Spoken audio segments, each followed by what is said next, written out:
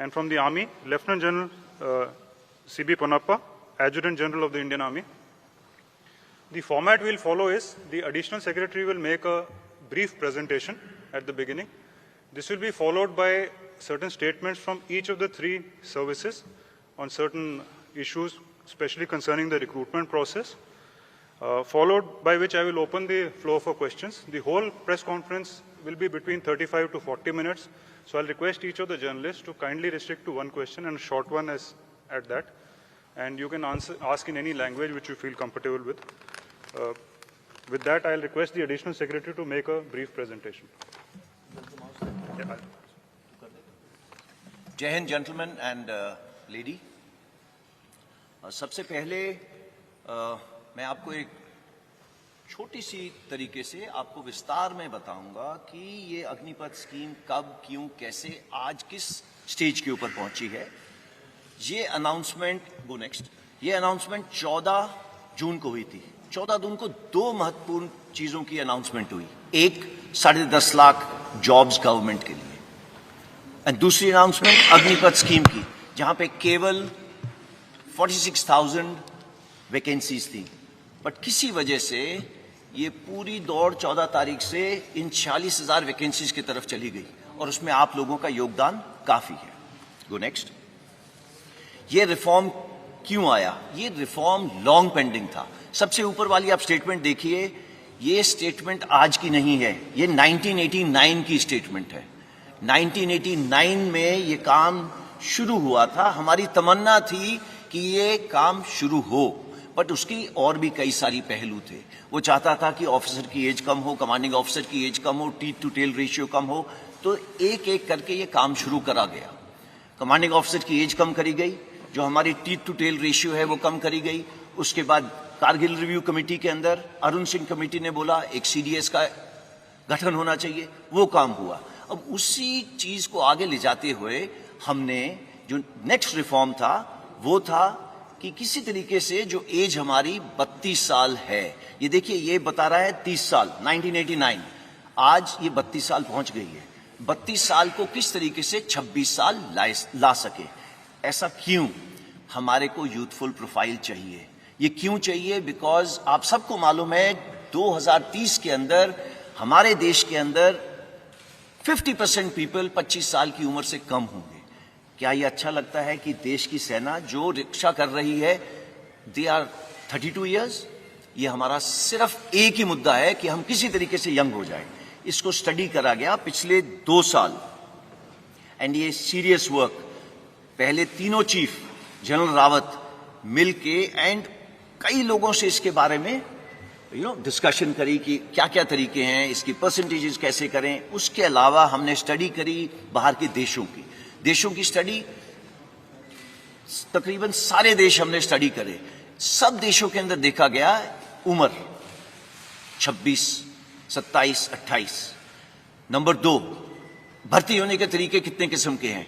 कम से कम 3 से 4 तरीके हैं भर्ती होने के लिए, एंड सब के अंदर जब वो बाहर निकलना चाहते हैं वो जा सकते हैं। कितने साल में जा सकते हैं? 2 साल, 3 साल, 4 साल। सो मल्टीपल एंट्री एवेन्यूज हैं, मल्टीपल एग्जिट एवेन्यूज हैं, एंड वो बाहर जाके क्या कर रहे हैं? वही चुनौतियां हैं जो हमारे नौजवानों को चुनौतियां हैं बाहर जाने की। इसके बारे में मैं आपको बात करूंगा। देखिए हमें चाहिए क्या? यूथ। यूथ हम सबको मालूम है वो रिस्क ज्यादा लेता है, उसके अंदर जुनून ज्यादा है, जज्बा ज्यादा है। इस जुनून जज्बा को कैप्चर करना जरूरी है, बट ये जुनून जज्बे के साथ में हमें होश की भी जरूरत है। Just go next. नाउ देखिए आज जो करंट सिपाही से जो उसके ऊपर होदेदार है, आप सिपाही का जो है वो आप उसको जोश का कंपोनेंट मानिए, और जो 1.28 का कंपोनेंट है एनसीओ से ऊपर, मतलब नायक, हवलदार, नायब सूबेदार, हमारे जैसे होदेदार, वो सब मिला के 1.28 है। हम चाहते थे कि ये यूथफुल प्रोफाइल आने से जो जोश और होश का कंपोनेंट है ये तकरीबन बराबर हो जाए। एंड इससे होगा क्या? Ideal mix youthfulness and experience का। अगेन गोइंग बैक, जोश और होश का एक्सपीरियंस तकरीबन बराबर हो जाएगा। गो नेक्स्ट। सी आज देश के अंदर आपको मालूम है कि फौज की कितनी रिटायरमेंट्स हैं, ये आप सबको मालूम है। फौज के अंदर, आर्मी के अंदर तकरीबन 45,000 से 60,000, नेवी के अंदर तकरीबन 2,500 से 3,500, एयरफोर्स के अंदर सिमिलर नंबर, वो सिर्फ 5,000 हो जाता है। हाउएवर, जो आपको पता होना चाहिए, ये नंबर्स हैं जो हमारे प्रीमेच्योर रिटायरमेंट ले रहे हैं। प्रीमेच्योर रिटायरमेंट का मतलब क्या है? प्रीमेच्योर रिटायरमेंट का मतलब ये है कि अगर मैंने इस फौज के अंदर 25 साल, 30 साल, मैं अभी 59 ईयर्स का हो गया हूं, 60 में मैंने रिटायर करना है, वो मेरी पूरी एज सर्विस की है। बट इतने तादाद में लोग हैं, इंडियन आर्मी में तकरीबन 14,000, इंडियन नेवी में तकरीबन 3,000, एयरफोर्स में तकरीबन 500 से 600। ये लोग आज भी बाहर जा रहे हैं। इनकी उम्र क्या है? 35, 36, 38 ऐसी उम्र है। ये लोग सब जा रहे हैं। आज तक हमने किसी ने भी कोशिश नहीं की बोलने की ब्रदर ये बाहर जाके क्या काम कर रहे हैं। ओके, एंड आप इन तीनों को ऐड करो, ये 15,000, 16,000 तो वैसे ही बन गए। जब हम लोग बात कर रहे हैं 40-46 हजार की 4.5 साल के बाद, तो आप इसको थोड़ा सा अपने दिमाग में रखना, इसके बारे में दोबारा चर्चा करेंगे। Go next. See coming, before मैं पे एंड अलाउंसेस पे आता हूं, उससे पहले मैं बात करता हूं ट्रेनिंग की। सी, आज का युवक हमारे से अच्छा है। हमारे से पहले वाला युवक, करेक्शन, हमारे से भूतपूर्व सैनिक हमसे खराब नहीं थे, बट हमारी खुराक ज्यादा अच्छी है, उनकी खुराक हमारे से कम थी। आगे आने वाला जो युवक है, उसकी खुराक भी अच्छी है, उसकी पढ़ाई भी अच्छी है, वो एक टेक्नोलॉजी के साथ अडेप्ट है, वो पैदा हुआ है मोबाइल फोन के साथ, उसको पता है मोबाइल फोन का क्या है। और तो वो कल को जो ड्रोन वॉरफेयर हो, जो आप आज देख रहे हैं टीवी के ऊपर, एक टैंक चल रहा है, टैंक को टैंक नहीं लड़ रहा, टैंक को एक ड्रोन लड़ रहा है। तो आगे आने वाली जो लड़ाई है वो अलग किस्म की होगी, टेक्नोलॉजिकली सैवी होगी। अगर वो टेक्नोलॉजिकली सैवी होगी तो उसके लिए अलग किस्म के लोग चाहिए। और वो कौन सा किस्म है? हमारा यूथ, भारत का नौजवान। ये भारत का नौजवान क्योंकि टेक्नोलॉजी के अडेप्ट है, वो पैदा हुआ है एक ये मोबाइल के साथ खेलता हुआ, कंप्यूटर के साथ खेलता हुआ, और वो आता कहां से है? गांव से। हमारी इनटेक 70% विलेज से। नाउ अगर हमारी विलेज से 70% इनटेक है, तो हमारे को जो सॉल्यूशंस बनानी है उनको मद्देनजर रख के बनानी है, ना कि जो अर्बन एरिया के लोग हैं। सो अगर इन 70% को देखा जाए तो वो कहां से आ रहे हैं? गांव से। उसके पास है क्या वहां पे? खेत या कोई छोटा मोटा व्यवसाय। वो उसकी क्लास या उम्र कितनी होगी? वो पढ़ा होगा तकरीबन 17.5 साल की उम्र होगी और पढ़ा होगा 10वीं साल। मेजर इनटेक, ये जो 70% बोल रहा हूं, ये सारी इनटेक हमारी उस किस्म की है जो सोल्जर आपके लिए जाके आगे देश की रक्षा करता है, ये वो सोल्जर है जो 10वीं क्लास पास है। 12वीं क्लास के हम ले सकते थे, बट सी हमारा काम थोड़ा जोखिम का है। एंड आप देखते हैं जब भी युद्ध हुए हैं कितनी, चाहे ऑप पवन हो, उसके बाद ऑप पराक्रम हो, चाहे कारगिल वॉर हो, चाहे गलवान हो, आपकी भी आंखें भर जाती होंगी और आपका दिल पिघल जाता होगा जब आप देखते हैं बॉडीज नीचे आते हुए। तो ये काम थोड़ा अलग किस्म का है। तो आप इस काम को मद्देनजर रखते हुए हमने देखा कि इसकी उम्र 17.5 एक एंड पे, दूसरे एंड पे 21। इसमें कोई तब्दीली नहीं है। ये पहले भी वही थी और आज भी वही है। तो इन दोनों में कोई तब्दीली नहीं है। उसके अलावा हमने पिछले सालों में क्या करा है? अपना फ्लैब कट करा है। फ्लैब का मतलब, देखो टीथ टू टेल रेशियो की बात होती है, टेल कम करी है और कम होगी आगे आने वाले टाइम में। दूसरी, जॉइंटनेस बढ़ी है। कुछ सालों पहले आईडीएस हेडक्वार्टर नहीं होता था, वो बना है। तो इस तरीके की जो बीच बीच में चेंजेस हैं वो सब करी जा रही हैं। उसके अलावा नेक्स्ट चीज ये है कि अगले 4 से 5 साल में हमारी इनटेक 50,000 से 60,000 होगी। इसको ब्लैंक कर दें, 50,000 से 60,000 होगी। ओके, 50,000 60,000 के बाद क्या होगा? ये इनटेक 90,000 से लेके 1.25 लाख होगी। सो इट इज नॉट 46,000। ये हमने क्यों करा है? इसलिए करा है स्टार्ट स्मॉल, स्टार्ट मीडियम। क्यों? सो दैट हमें भी इस स्कीम को चलाने के बाद सीखने को मिले कि इसमें दिक्कतें क्या हैं।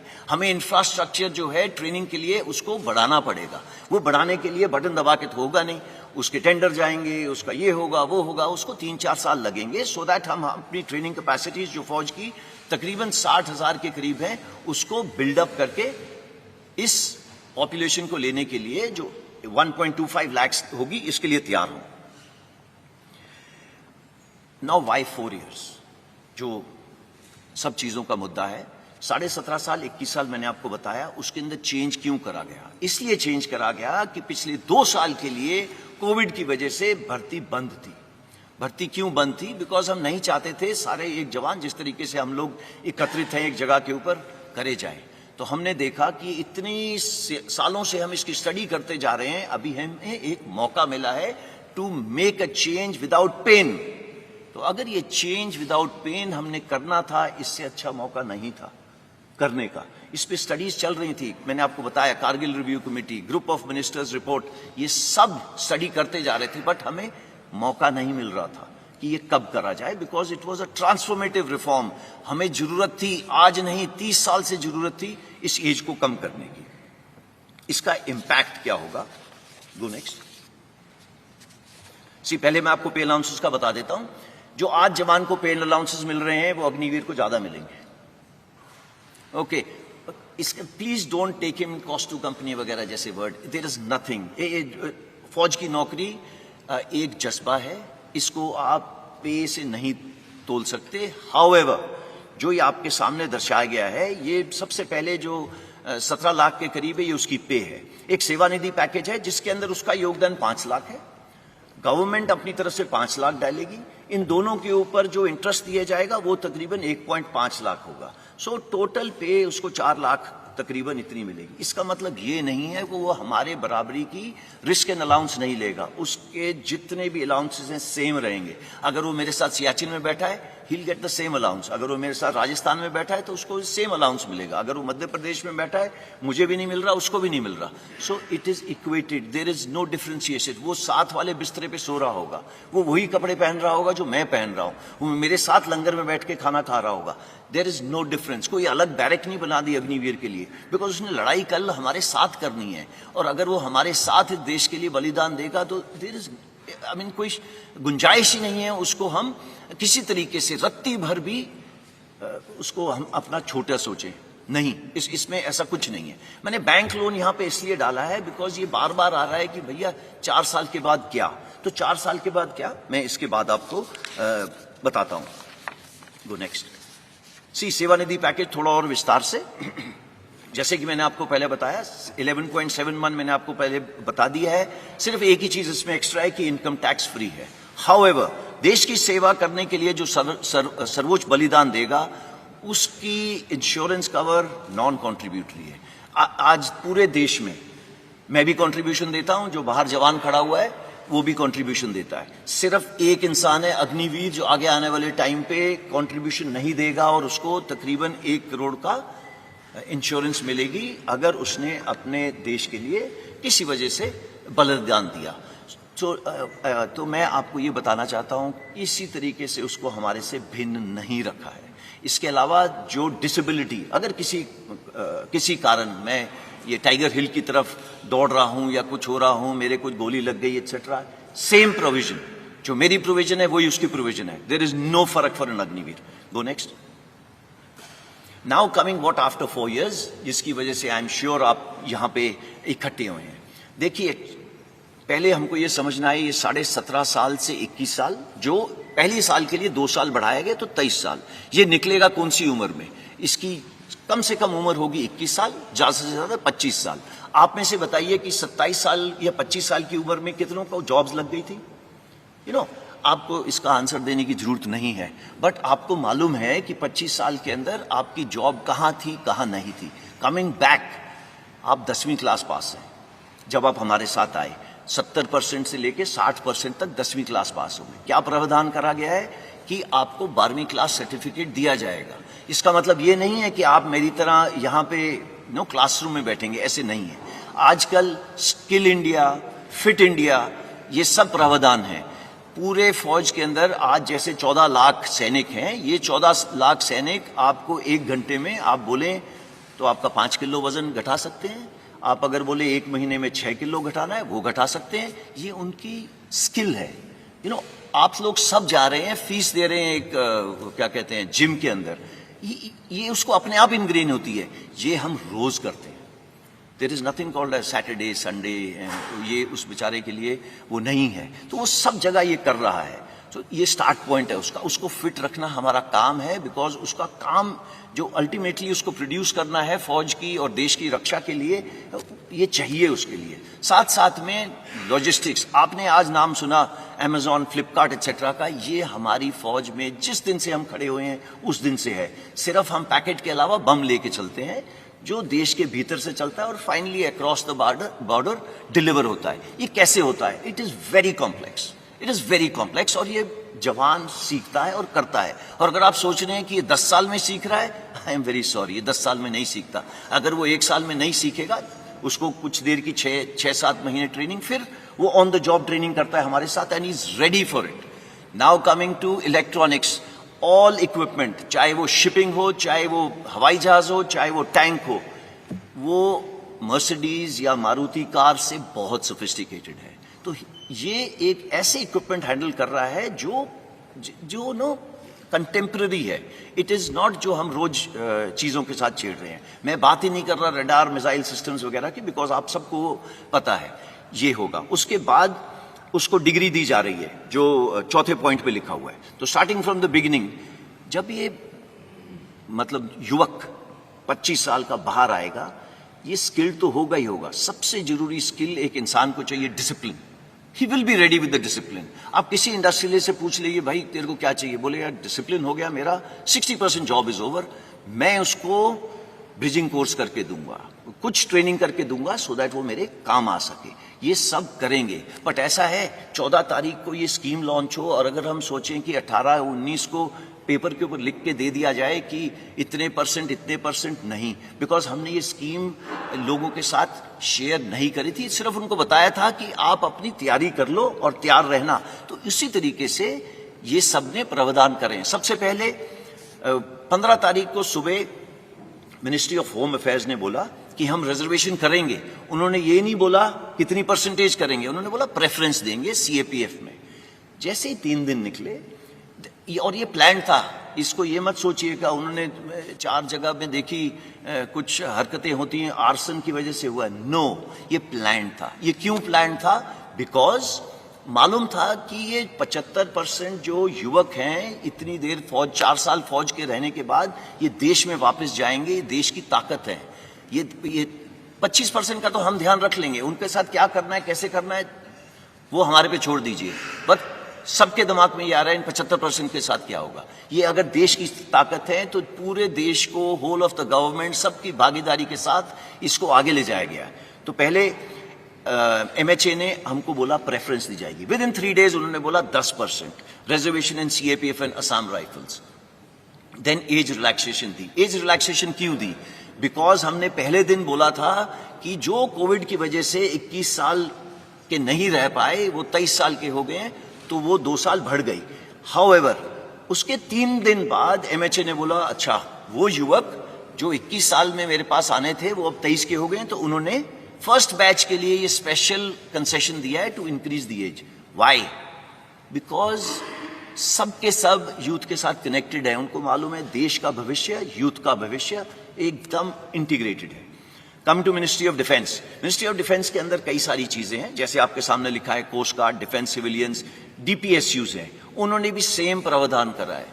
अगेन रिपीट कर रहा हूं, ये प्लान्ड था कि कितना परसेंटेज दिया जाएगा। क्यों? बिकॉज 75% देश की ताकत है। Age relaxation same thing. Coming to merchant navy, Indian navy एक ही इसमें क्वालिफाई होती है, उन्होंने भी प्रावधान करा है कि हम इनको लेंगे। जो सबसे जरूरी चीज है जो अगली 2 बुलेट्स में है, that is Ministry of Skill Development and Entrepreneurship and plus Ministry of Higher Education. इन्होंने बोला मैं 12वीं क्लास करवा के दूंगा आपको, और इसका मतलब है कि they will get a proper skill certificate which will be governed, not that मैं जो अपने वो लेटर पैड पे साइन करके देता हूं to whomsoever it may concern. No, it is a proper Government of India certificate जो रिकग्नाइज करा जाएगा जब आप बाहर जाएंगे। पहले उसकी स्किल्स कैप्चर करी जाएंगी, जिसके ऊपर काम शुरू हो गया है, और 1 महीने के अंदर ये पता चल जाएगा कि भैया इसकी ये स्किल्स हैं, चाहे वो नेवी का हो, चाहे वो एयरफोर्स का, चाहे वो आर्मी का। देन उसे diploma oblique degree, that is the 4th bullet programme for 12th pass, इसके पे काम चल रहा है। ओके, 4-5 महीने में ये भी तैयार हो जाएगा। इसमें कोई रॉकेट साइंस नहीं है। ब्रिजिंग कोर्सेज, ये ब्रिजिंग कोर्सेज कौन से हैं? ये ब्रिजिंग कोर्सेज वो कोर्स हैं, मैं आज अग्निवीर 25 साल का बाहर निकला, मैं वॉलंटियर हूं, अगर मैं फौज में रहना चाहता हूं रहूंगा, नहीं रहना चाहता नहीं रहूंगा। मेरे पास कुछ किस्म की कोष है 11.7 लाख, जिसके साथ मैं अपने गांव में वापस जाऊं, अगर चाहूं तो कुछ कर सकता हूं अपना खुद का, नहीं करना तो आपको ब्रिजिंग कोर्स का प्रावधान है। ब्रिजिंग कोर्स वो कोर्स है सो दैट अगर आप किसी इंडस्ट्री में जा रहे हैं, उससे पहले आपको क्या स्किल डेवलप करनी है, उसकी मोडालिटीज की, पैसे कौन देगा एंड उसकी फीस कौन भरेगा, वो सब करी जा रही है। अगर आप चाहते हैं उसको हायर एजुकेशन करनी है या उस युवा में या युवका में ये मेंटल रिक्वायरमेंट है कि उसको ऊपर पढ़ना है, तो वो पढ़ेगा उसके लिए। मोका जो एविएशन का ध्यान रखता है, उन्होंने भी बोला है this is of course pure for air force, और कुछ इसके अंदर योगदान नेवी एंड आर्मी का भी होगा, बट मेजर एयरफोर्स का होगा, एटीसी एटसेट्रा। तो वो ये सब उन्होंने बोल दिया है कि एयरक्राफ्ट ओवरऑलिंग एटसेट्रा एटसेट्रा यहाँ पे प्रावधान करेंगे।